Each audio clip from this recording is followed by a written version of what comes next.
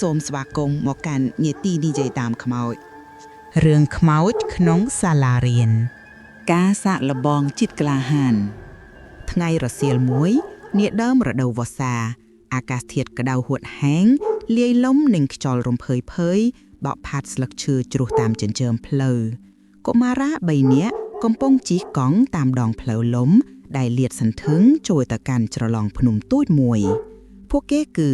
តារាសុភានិងវណ្ណៈតារាជាក្មេងប្រុសដែលមានរូបរាងខ្ពស់ស្រឡាក់មានភាពក្លាហាននិងជាមេក្រុមសុភាជាក្មេងប្រុសមានមាឌតូចជាងគេបេះដូងខ្សោយនិងចូលចិត្តភ័យខ្លាចរឿងអបិយជំនឿរីឯវណ្ណៈវិញជាក្មេងប្រុសដែលចូលចិត្តគិតបែបរូបវន្តវិទ្យាមិនងាយជឿរឿងអបិយជំនឿហើយតែងតែព្យាយាមរកហេតុផលវិទ្យាសាស្ត្រមកបកស្រាយពួកគេទាំង3នាក់មានគម្រោងមួយដែលពួកគេបានពិភាក្សាគ្នាតាំងពីយប់មិញនោះគឺការចូលទៅលេងក្នុងសាលារៀនបោះបង់ចោលមួយដែលស្ថិតនៅដាច់ស្រយាលពីភូមិប្រហែលជា5គីឡូម៉ែត្រសាលានោះមានឈ្មោះថាសាលាបឋមសិក្សាចម្រៀងឆន្ទាឈ្មោះនេះពិតជាពីរោះប៉ុន្តែវាបានคล้ายទៅជាទីកន្លែងដ៏អាថ៌កំបាំងដែលមនុស្សគ្រប់រូបក្នុងភូមិមិនហ៊ានចូលក្បែរគេនិយាយតៗគ្នាថាសាលានោះត្រូវបានបោះបង់ចោលភ្លាមៗបន្ទាប់ពីមានអគ្គិភ័យឆាបឆេះយ៉ាងអាថ៌កំបាំងមួយកាលពីប្រហែល20ឆ្នាំមុនកាលនោះមានពាក្យចត់ចាមអារាមថាមានគ្រូបង្រៀនម្នាក់និងសិស្សស្រីម្នាក់បានបាត់ខ្លួនបន្សល់ទុកតែឈ្មោះនិងរឿងរ៉ាវដ៏សែនសោកសៅឯងប្រកាសទេតារាឯងចាំបានទេរឿងដែលចាស់ៗគាត់តែងតែនិយាយអំពីសាលាហ្នឹងសុភាសួរតារាដោយសំឡេងរដាក់រដប់ខណៈពួកគេកំពុងឈប់សម្រាកនៅក្រោមដើមផូមួយដើមក្បែរផ្លូវចូលទៅកាន់សាលាចាស់នោះភ្នែករបស់សុភាក្រឡេកមើលទៅកាន់អាគារបាក់បៃដែលលេចត្រដែតចេញពីព្រៃស្ងាត់ជ្រងំបាទអត់ទេសុភា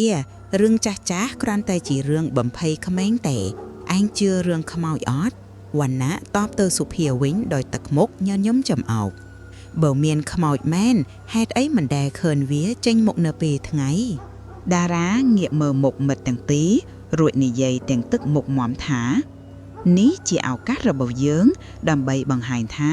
យើងមិនមែនជាក្មេងហំសាកទេយ៉ាងហោចណាស់យើងគ្រាន់តែចូលទៅមើលបន្តិចហើយត្រឡប់មកវិញគ្មានអ្វីត្រូវខ្លាចទេដោយសារសម្ពាធពីតារានិងការចំអកពីវណ្ណៈសុភាក៏យល់ព្រមទាំងបង្ខំចិត្តពួកគេបានចតកង់នៅមាត់ផ្លូវរួចដើរដោយថ្មើរជើងតាមផ្លូវលំទួយចង្អៀតដែលពោរពេញដោយស្មៅនិងដើមឈើតូចៗដុះព័ទ្ធជុំវិញពេលដើរចូលទៅជិតរបងសាលាខ្យល់ត្រជាក់ៗមួយបានផាត់មកប៉ះនឹងរាងកាយពួកគេបណ្ដាលឲ្យព្រឺសម្បូរខ្ញាក់ទោះបីជាវណ្ណៈព្យាយាមរកហេតុផលក៏ដោយក៏អារម្មណ៍ភ័យខ្លាចមួយបានរត់ក្នុងសរសៃឈាមរបស់គេដែរអូហូសាលានេះធំមែនតារាបន្លឺឡើងខណៈគេឈរនៅមុខខ្លោងទ្វារសាលាដែលបាក់បែកស្ទើរទាំងស្រុងដើមឈើធំដុះលយចូលទៅក្នុងបរិវេណសាលាបង្កើតជាម្លប់ងងឹតត្រជាក់ស្រឹបជញ្ជាំងសាលាមានស្លាកស្នាមភ្លើងឆេះនៅផ្នែកខាងក្រោមហើយថ្នាំលាបវ៉ាន់របស់អស្ទើរគ្រប់កន្លែងកញ្ចក់បង្អួតជាច្រើនត្រូវបានបែកបាក់អ្វីមើលទៅពិតជាគួរឲ្យខ្លាចនិងអាថ៌កំបាំងមើលចុះស្ងាត់ជ្រងំគ្មានសំបីតែសំឡេងសត្វសុភារអ៊ូខ្សឹបពួកគេក៏បានដើរចូលទៅខាងក្នុងបរិវេណសាលាចម្រៀងគ្រូបង្រៀននិងសំឡេងសិស្សដំបូងឡើយពួកគេដើររុករកជុំវិញអគារនីមួយៗដោយយកទូរស័ព្ទថតរូបលេងកម្សាន្តគ្មានអ្វីគួរឲ្យកត់សម្គាល់ក្រៅពីភាពចាស់ទ្រុឌទ្រោមនិងធូលីដីវណ្ណៈចាប់ផ្ដើមញញឹមចំអកសុភាម្ដងទៀតឃើញទេសុភាគ្មានអ្វីគួរឲ្យខ្លាចទេចាំបន្តិចសុភាបន្លឺឡើងភ្លាមភ្នែករបស់គេងាកមើលទៅកាន់អគារមួយនៅផ្នែកខាងក្រោយសាលាខ្ញុំដូចជាឮសំឡេងអ្វីមួយយ៉ាងតារានិងវណ្ណៈផ្ទៀងស្ដាប់ដំបូងឡើយពួកគេមិនបានឮអ្វីឡើយក្រោយពីសំឡេងខ្យល់បក់ប៉ុន្តែមួយសន្ទុះក្រោយមកពួកគេទាំងពីរនាក់ក៏ចាប់ដើមឮសំឡេងស្រទន់មួយបន្លឺឡើងវាជាសំឡេងមនុស្សស្រីច្រៀងជាសំឡេងច្រៀងរបស់គ្រូតារានិយាយខ្សឹប ប្រូសំឡេងនោះពិតជាច្បាស់ណាស់ថាជាចម្រៀងកុមារដែលគ្រូបង្រៀនតែងតែច្រៀងឲ្យសិស្សស្ដាប់មិនអាចទេគ្មាននរណាមកទីនេះទេវណ្ណៈនិយាយដោយសំឡេងតិចៗទឹកមុខរបស់គេចាប់ផ្ដើមប្រែជាស្លេកបន្តិចសំឡេងចម្រៀងនោះហាក់ដូចជាបន្លឺចេញទីបន្ទប់មួយដែលស្ថិតនៅជាន់ទី1នៃអគារបាក់បែកនោះពួកគេទាំង3នាក់ដើរសន្សំស្មឹមទៅកាន់ទិសដៅនៃសំឡេងនោះកាន់តែដើរចាត់សំឡេងនោះកាន់តែច្បាស់វាជាចម្រៀងលំអងផ្កាដែលជាចម្រៀងប្រពៃណីរបស់ខ្មែរសម្រាប់បង្រៀនកុមារតូចៗសំឡេងនោះពីរោះរណ្ដំតែបែរជាបង្កើនភាពព្រឺព្រួយដល់ពួកគេទៅវិញនៅបន្ទប់នេះហើយ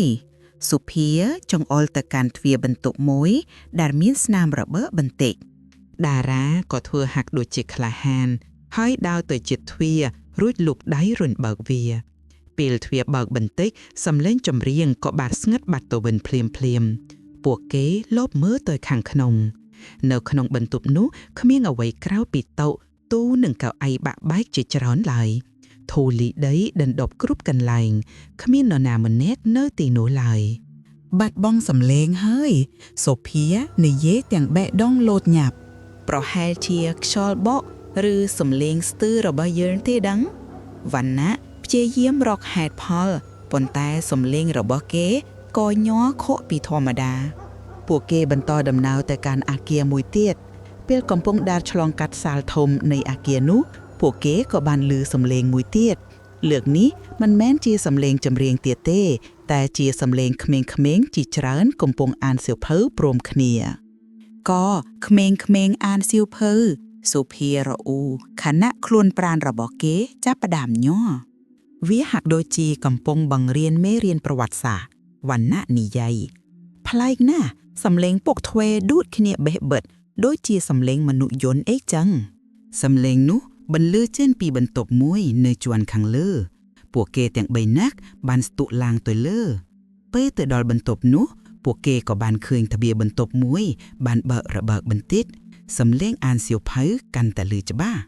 តារាដើរទៅរុនទ្វារបើកពេលទ្វារបើកថ្លុងសំឡេងអានសៀវភៅក៏ស្ងាត់បាត់ទៅវិញភ្លាមដោយទៅនឹងសំឡេងចម្រៀងកាលពីមុនដែរនៅក្នុងបន្ទប់នោះគ្មាននរណាម្នាក់ឡើយតុកៅអីសុទ្ធតែរាយប៉ាយមានបន្តែកក្តារខៀនមួយនៅខាងមុខបន្ទប់អ្វីមើលទៅពិតជាចម្លែកខ្លាំងណាស់វាមិនមែនជាខ្យល់បក់ទេវណ្ណាតារានិយាយដោយទឹកមុខស្លេកស្លាំងវាមានអ្វីមួយនៅទីនេះក្តារខៀនមានជីវិតពួកគេសម្រេចចិត្តចេញពីបន្ទប់នោះរួចដើរទៅកាន់បន្ទប់មួយទៀតដែលស្ថិតនៅជាប់គ្នានោះបន្ទប់នោះមើលទៅហាក់ដូចជាបន្ទប់រៀនមួយទៀតពេលពួកគេដើរចូលទៅដល់ពាក់កណ្ដាលបន្ទប់ស្រាប់តែមានខ្យល់ត្រជាក់ស្រាប់មួយបក់មកពីក្រោយខ្នងពួកគេត្រជាក់ម្ល៉េះសូភានិយាយមែនហើយដូចនៅពេលយើងដើរចូលមាត់ទ្វារសាលាដំបូងអីចឹងវណ្ណាបន្ថែមភ្នែករបស់តួគេទាំង3នាក់ស្រាប់តែធ្លាក់ទៅលើក្តារខៀនចាស់មួយដែលព្យួរនៅលើជញ្ជាំងខាងមុខបន្ទប់ស្រាប់តែក្តារខៀននោះបានរង្គើបបន្តិចក្តារខៀនដើរសូភាស្រែកឡើងដោយសំឡេងខ្ពស់សូភាកុំភ័យអីតារាព្យាយាមលួងលោមតែមិនតាន់បានប្រមាណផងស្រាប់តែក្តារខៀននោះបានរើខ្លួនទៅឆ្វេងទៅស្ដាំដោយខ្លួនឯងគ្មាននរណាទៅប៉ះវាឡើយក្តារខៀននោះរើដូចជាមានកម្លាំងអ្វីមួយយ៉ាងមកទាញវាអីចឹងភាពភ័យខ្លាចបានសាយភាយពេញខ្លួនប្រាណរបស់ពួកគេវណ្ណៈដែលពីដំបូងជាអ្នកមិនជឿរឿងអបិយជំនឿក៏បានស្រែកឡើងខ្មោចវណ្ណៈស្រែកទាំងភ័យរន្ធត់ភ្លាមនោះវណ្ណៈក៏បានទាញដៃតារានិងសុភាឲ្យរត់ចេញពីបន្ទប់នោះពួកគេរត់យ៉ាងលឿនចេញពីបន្ទប់ចេញពីអគាររត់កាត់បរិវេណសាលាដោយមិនគិតអ្វីទៀតឡើយសំឡេងដង្ហក់និងបេះដូងលោតញាប់ឮនៅក្នុងត្រចៀកពួកគេតែពេលពួកគេរត់ទៅដល់ឃ្លោងទ្វារសាលាចាក់ស្រាប់តែទ្វារនោះបានបិទគប់ផ្លូវទៅមុខរបស់ពួកគេទ្វាររបងនោះមើលទៅដូចជាមានកម្លាំងអ្វីមួយមាំងមកទាញបិទយ៉ាងរហ័សនិងមានសូរលឺប៉ង់ខ្លាំងណាស់វាបិទហើយ សូភីស្រែកទាំងទឹកភ្នែកយើងជាប់ហើយតារាព្យាយាមរុញទ្វារនោះតែវារឹងមាំដូចមានអ្វីមួយយ៉ាងមកខ្ទប់ជាប់ភ្លាមនោះសំឡេងចម្រៀងរបស់គ្រូបង្រៀនក៏បានបន្លឺឡើងម្ដងទៀតលើកនេះឮច្បាស់ជាងមុនហើយវាមកពីគ្រប់ទិសទីសំឡេងអានសៀវភៅក៏បានបន្លឺឡើងលាយឡំគ្នាអ្វីៗបានកើតឡើងព្រមគ្នាសំឡេងចម្រៀងលាយឡំនឹងសំឡេងអានសៀវភៅធ្វើឲ្យបរិយាកាសកាន់តែអាប់អួរនិងព្រឺព្រួយទៅវិញតារាស្រែកឡើងពួកគេទាំង3នាក់បានងាកក្រោយហើយរត់ត្រឡប់ចូលទៅក្នុងបរិវេណសាលាវិញដើម្បីរកផ្លូវចេញផ្សេងពួកគេរត់សម្ដៅទៅកាន់អគារដែលពួកគេបានឮសំឡេងចម្រៀងដំបូងកំណប់លាក់កំបាំងនិងអដ្ឋកំបាំងដែលលាក់បាំងពេលពួកគេរត់ចូលទៅដល់អគារនោះស្រាប់តាសំឡេងចម្រៀងក៏ស្ងាត់ទៅវិញភាពស្ងាត់បានត្រឡប់មកវិញតែវាជាភាពស្ងាត់ជ្រងំដែលគួរឲ្យខ្លាចបំផុតពួកគេលបលៀនចូលទៅក្នុងបន្ទប់ដែលពួកគេឮសំឡេងចម្រៀងដំបូងមើលចុះមានអ្វីនៅទីនោះសុភាចង្អុលទៅកាន់ជញ្ជាំងមួយដែលលាក់បាំងនៅពីក្រោយទូដាក់សៀវភៅចាស់មួយទូសៀវភៅនោះមើលទៅដូចជាមានស្នាមរំកិលចេញពីកន្លែងដើមរបស់វាតារានិងវណ្ណៈបានព្យាយាមរំកិលទូសៀវភៅនោះចេញនៅពីក្រោយទូសៀវភៅពួកគេបានឃើញមានរន្ធតូចមួយនៅលើជញ្ជាំងដែលលាក់ទុកនៅវត្ថុម្យ៉ាងវណ្ណៈបានលូកដៃចូលទៅក្នុងរន្ធនោះហើយទាញយកចេញមកនៅសៀវភៅកំណត់ហេតុចាស់មួយដែលមើលទៅមានស្នាមរលាដោយភ្លើងនៅខែមវាជាសៀវភៅកំណត់ហេតុវណ្ណៈនិយាយដោយប្រយ័ត្នប្រយែងគេបានបើកសៀវភៅកំណត់ហេតុនោះ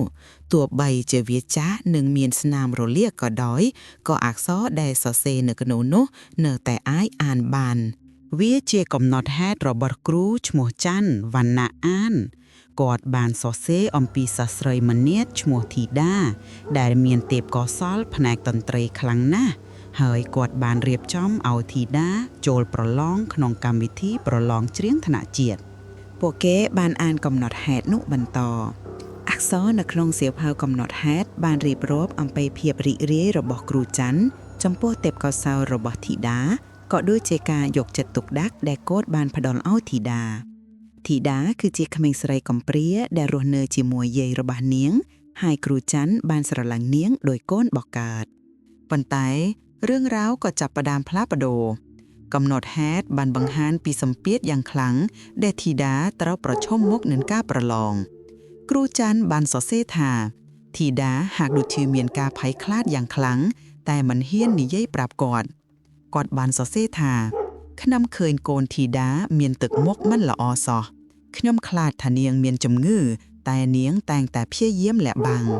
ខ្ញុំពិតជាចង់ឲ្យនាងឈ្នះការប្រឡងណាស់ព្រោះវាជាក្តីសង្ឃឹមរបស់ភូមិយើងកំណត់ហេតុចុងក្រោយបានសរសេរថាថ្ងៃនេះជាថ្ងៃប្រឡងធំ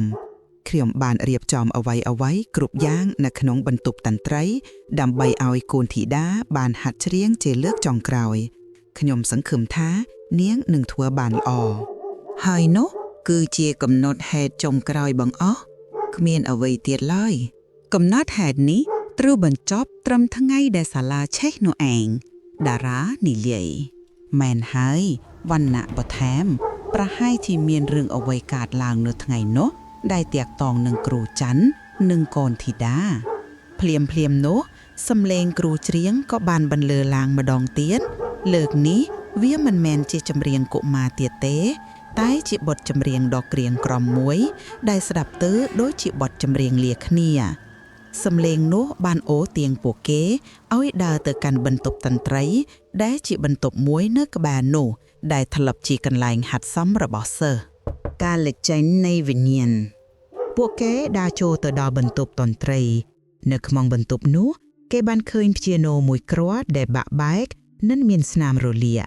ខ្យល់ត្រជាក់ស្រិបបានបក់ផាត់ម្ដងទៀតសំឡេងចម្រៀងកាន់តែលឺច្បាស់ហើយកាន់តែក្រៀមក្រំស្រាប់តែពួកគេបានឃើញស្រមោលអមនុស្សពីរបានចាប់ផ្ដើមលេចចេញជាបន្តបន្ទាប់នៅពីមុខតុខែស្រមោលទី1គឺស្រមោលមនុស្សស្រីមានសក់វែងឈរនៅមុខព្យ៉ាណូស្រមោលទី2គឺស្រមោលក្មេងស្រីតូចម្នាក់ ដែលឈរនៅក្បែរមនុស្សស្រីនោះគ្រូច័ន្ទនិងធីតាសុភាខ្សឹបស្រមោលទាំងពីរមើលទៅមិនច្បាស់លាស់តែមានលក្ខណៈស្រអាប់ស្អាប់ពួកគេកំពុងរើសបំរាស់យឺតដូចជាកំពុងសម្ដែងនៅរឿងរ៉ាវអ្វីមួយស្រមោលគ្រូច័ន្ទបានលូកដៃទៅអង្អែលក្បាលធីតាស្រមោលធីតា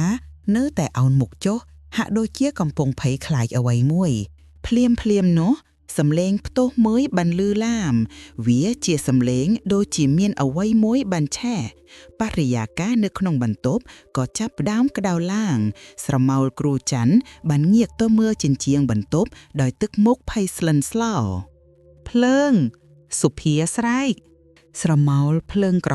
ហមបានចាប់ផ្ដើមលេចឡើងនៅលើជញ្ជាំងជុំវិញបន្ទប់ស្រមោលទាំងពីរចាប់ផ្ដើមរើបំរាសកាន់តែលឿនស្រមោលគ្រូច័ន្ទបានព្យាយាមការពារធីតាស្រមោលធីតាបានស្រែកដោយសំឡេងល្វើយកូនខ្ញុំ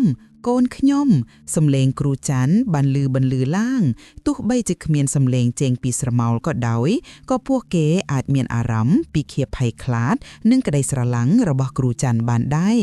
វាជាពាក្យដដែលដែលក្តារខៀនបានសរសេរកាលពីមុនស្រមោលទាំងពីរបានចាប់ផ្ដើមបាត់បង់រូបរាងបន្តិចម្ដងនៅក្នុងអណ្ដាតភ្លើងខ្មោចនោះសំឡេងចម្រៀងដ៏ក្រៀមក្រំក៏កាន់តែលឺខ្លាំងឡើងរហូតដល់វាបានคล้ายទៅជាសំឡេងយំសោកយ៉ាងអណោចអាធម្មពួកគេទាំង3នាក់ឈរនៅទីនោះភ័យរន្ធត់ដល់បែកលងរហូតដល់មិនអាចរើបខ្លួនបានរឿងរ៉ាវទាំងអស់បានលេចឡើងនៅពីមុខពួកគេដូចជាវាកំពុងកើតឡើងនៅពេលនោះអីចឹងភាពឈឺចាប់និងទុក្ខសោករបស់គ្រូច័ន្ទនិងធីតាបានសាយភាយពេញបន្ទប់ពួកគេបានយល់ហើយគ្រូច័ន្ទនិងធីតាមិនមែនជាវិញ្ញាណអាក្រក់ឡើយពួកគេគ្រាន់តែជាវិញ្ញាណដែលជាប់គាំងនៅក្នុងអតីតកាលដ៏សោកសៅរបស់ពួកគេគ្រាន់តែចង់ឲ្យមានអ្នកណាម្នាក់ដឹងរឿងរ៉ាវរបស់ពួកគេការចាកចេញនិងការលាគ្នាភ្លាមនោះអ្វីទាំងអស់ក៏បានស្ងប់ស្ងាត់ទៅវិញស្រមោលទាំងពីរបានបាត់បង់ទៅវិញទាំងស្រុងភ្លើងខ្មោចក៏បានរលត់សំឡេងចម្រៀងក៏បានស្ងាត់ភាពស្ងប់ស្ងាត់បានត្រឡប់មកវិញតែលើកនេះវាជាភាពស្ងប់ស្ងាត់ដែលពោរពេញទៅដោយភាពសោកសៅនិងអាណិតអាសូរពួកគេទាំង3នាក់បានឈរស្ងៀមអស់មួយសន្ទុះធំភ្នែករបស់សុភាពោរពេញទៅដោយទឹកភ្នែកវណ្ណៈលែងមានទឹកមុខសង្ស័យទៀតហើយរីឯតារាវិញទឹកមុខរបស់គេបានប្រែជាក្រៀមក្រំយើងត្រូវទៅហើយតារានិយាយដោយសំឡេងល្វើយពួកគេបានងាកក្រោយហើយដើរចេញពីបន្ទប់នោះដើរចេញពីអាគារនោះដើរចេញពីសាលាចាស់នោះពួកគេដើរយឺតដោយមិនបាច់រត់ទៀតឡើយពេលពួកគេដើរទៅដល់ខ្លងទ្វារសាលារបងដែលបិទខ្ទប់ផ្លូវនោះស្រាប់តែបានបើកដោយខ្លួនឯងពួកគេដើរចេញពីខ្លងទ្វារនោះដោយមិនងាកក្រោយមើលសាលាទៀតឡើយពេលពួកគេជិះកង់ត្រឡប់មកវិញគ្មាននរណាម្នាក់និយាយស្ដីឡើយភាពស្ងប់ស្ងាត់ដ៏គួរឲ្យខ្លាចបានបន្តអូសបន្លាយពួកគេបានត្រឡប់ទៅដល់ផ្ទះវិញទាំងល្ងាចងងឹតចាប់ពីថ្ងៃនោះមកតារាសុភានិងវណ្ណៈមិនដែលហ៊ានចូលទៅក្បែរសាលាបឋមសិក្សាចម្រៀងឆន្ទាទៀតឡើយពួកគេបានយល់ពីអត្ថន័យនៃពាក្យថាខ្មោចមិនមែនតែងតែជាវិញ្ញាណអាក្រក់ដែលចង់ធ្វើបាបមនុស្សឡើយជួនកាលខ្មោចគ្រាន់តែជាវិញ្ញាណដែលជាប់គាំងនឹងអតីតកាលជាប់គាំងនឹងទុក្ខសោកជាប់គាំងនឹងសេចក្តីស្រឡាញ់ដែលមិនទាន់បានរកឃើញនៃសេចក្តីសុខសាន្តតែប៉ុណ្ណោះរឿងរ៉ាវរបស់គ្រូច័ន្ទនិងធីតាត្រូវបានពួកគេលាក់ទុកក្នុងចិត្តជារៀងរហូតសាលាបឋមសិក្សាចម្រៀងឆន្ទានៅតែបន្តឈរនៅទីនោះស្ងាត់ជ្រងំលាក់បាំងរឿងរ៉ាវសោកសៅមួយដែលមានតែវិញ្ញាណ2និងមិត្តភក្តិ3នាក់ប៉ុណ្ណោះដែលបានដឹងរៀងរាល់យប់ខ្យល់រំភើយតែងតែបក់ផាត់នាំមកនៅសំឡេងលំអងផ្កាដ៏ពីរោះលាយឡំនឹងបទចម្រៀងដ៏ក្រៀមក្រំដែលបន្លឺឡើងពីជ្រុងណាមួយនៃសាលចាស់នោះដូចជាកំពុងរំលឹកដល់រឿងរ៉ាវស្នេហាក្តីសង្ឃឹមនិងសោកនាដកម្មដែលបានកើតឡើងនៅទីនោះកាលពីយូរលង់ណាស់មកហើយ